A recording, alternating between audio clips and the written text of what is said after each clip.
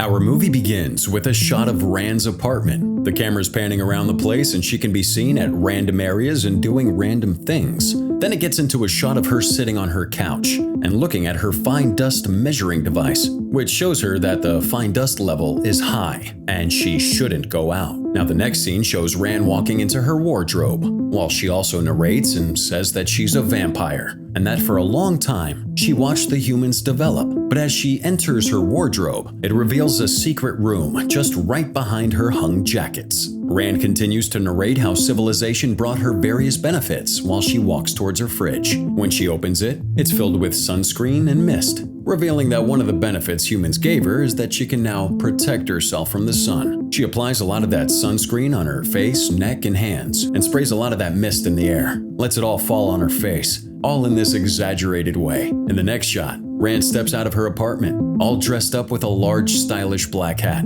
putting on her sunglasses. With all this protection on her, Rand doesn't get burnt by the sun even though she's a vampire. She goes to this nearby meat shop and watches the butcher named Ak Bun slicing meat with a watery mouth. She spreads her coupons on the counter and Ak Bun gets what she means. He then smiles and asks her if she's getting the usual, and she nods, while this guy gets her some pudding. Rand continues to tell us how this diet helps her maintain her power without consuming human.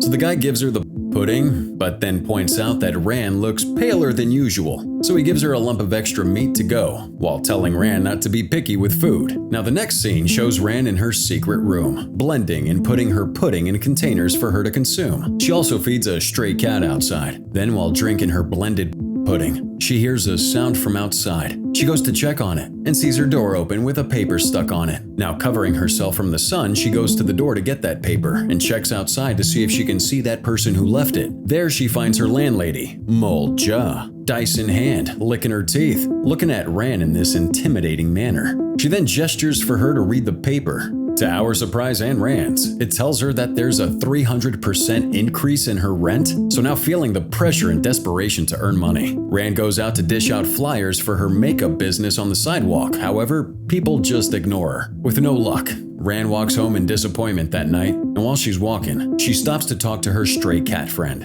and then continues on her journey. But as she turns a corner, she comes across a guy with a suitcase who just got home from America, where he stayed for 6 months. But she quickly turns back when she passes him, as the guy's scent reminds Rand of someone special in her life before. Rand's memories then flash back to this past of a particular woman named Jin Yi. The next day, Rand continues her hunt for money. She puts up a signboard outside her apartment, offering a promo for her makeup business. As she's putting the makeup on herself inside, her mind travels back to those memories of Jin Yi once again. But suddenly her door bursts open, and she smells the scent again, and when she turns, the same man from last night named Nayan is at her door. He comes in to get a makeover and explains to Rand that he's gonna audition and tells her how his character should look like. Rand stops for a moment to get herself together, and Nayan starts thinking that she'd fallen in love with him. This wakes her up and she immediately starts doing his makeup, making sure to put foam in her nostrils to stop herself from breathing in his scent. As Rand does his makeup,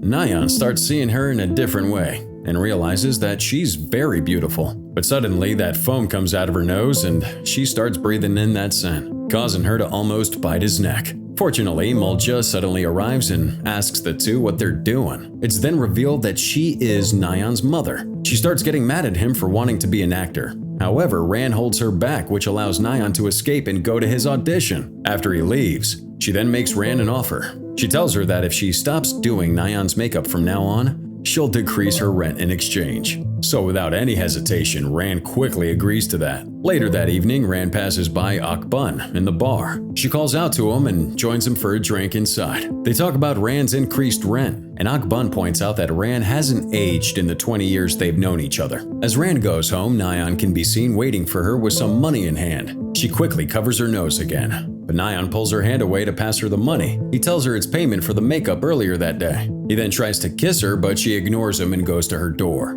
Disappointed, he goes to her, pulls on her jacket gently, and then kisses her. Rand's surprised by this, but after she recovers, she throws Nayan pretty hard. She then tells him that she made a promise to someone that she'll not do his makeup again and heads into her apartment. He quickly knocks on her door and shouts at her that he saw her trying to kiss him earlier that day and thought she liked him. Rand opens the door and pulls Nayeon inside and starts questioning him about what he is and how come he smells like Jin Yi. She then asks him if he's Jin Yi trapped in this body, but Nayeon tells her that he doesn't know who Jin Yi is, which kinda disappoints Rand. Suddenly they hear Mulja knocking angrily on the door, looking for her son, so he begs Rand to help him hide. At first she hesitates but agrees in the end, letting him hide in the wardrobe into her secret room. Just then Mulja enters her apartment but sees no one around. Now the next day, Rand can be seen still curious to find out who Nayeon really is and why he smells like Jin Yi. Just then he appears in her apartment and thanks her for helping him. So a curious Rand decides to invite him to go somewhere. This causes him to get all excited as he thinks they're going on a date, but they end up at a clinic instead, where Rand gets him to do a blood test. After this test, she goes on to secretly ask the nurse to give her some of Nayeon's, but he overhears her and quickly jumps to the conclusion that Rand is sick and needs his to survive. He then tells her that they can go to a hospital to get more and he'll settle the bills if she needs him to. So as they're walking, he's trying to fish out info from Rand to see if she has a terminal illness, but Rand changes the topic and asks him about his family, and even asks him to bring in documents of his entire family tree. But she soon realizes that Jin Yi is not part of his family history. Meanwhile, Mulja, still trying to get information about Rand, gets all shocked to find that she was born in 1957, despite her young looks. Elsewhere, we see that Nayeon's at his audition. Rand also goes to watch but gets embarrassed when Nayeon can't do his part right, so she runs out of the audition room. The movie then goes back to Mulja, who goes into Rand's apartment to investigate. She then finds Rand's secret room. She opens up the fridge and takes Rand's supply and some of her sunscreen. While Rand and Nayeon are walking, they bump into this Caucasian man, and Nayeon runs away as if he was traumatized. Rand follows him and asks if something happened to him in the US. Nayeon avoids that question and just talks about his next audition, which is a role for a vampire movie. In the next scene, the two are in Rand's apartment, and Rand decides to reveal who she truly is,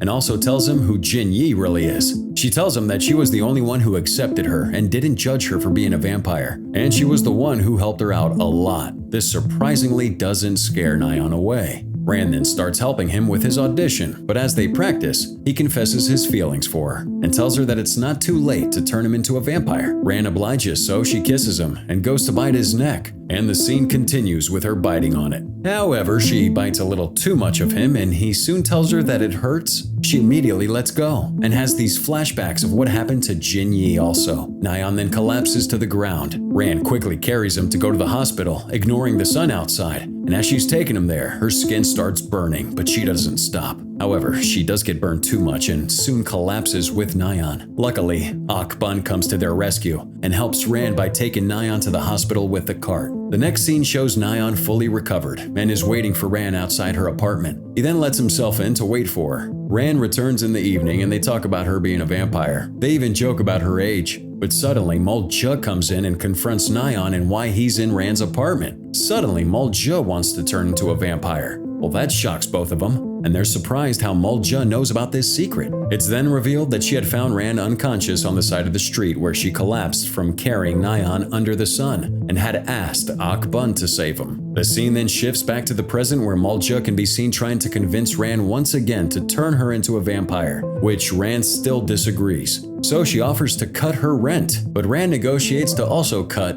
Akban's rent and everybody else's. Mulja tells her to give her 1 day to think about it. Nayeon then pushes his mom out of that apartment. Now alone, Nayeon confronts Rand about liking him, but she denies it and tells him that it was just because he smelled like Jin Yi, and that's why she was drawn to him. He tells her that he will always be there for her, and in the next scene, Rand narrates again about how she's a vampire who has lived for 500 years and that there's still things she doesn't know about.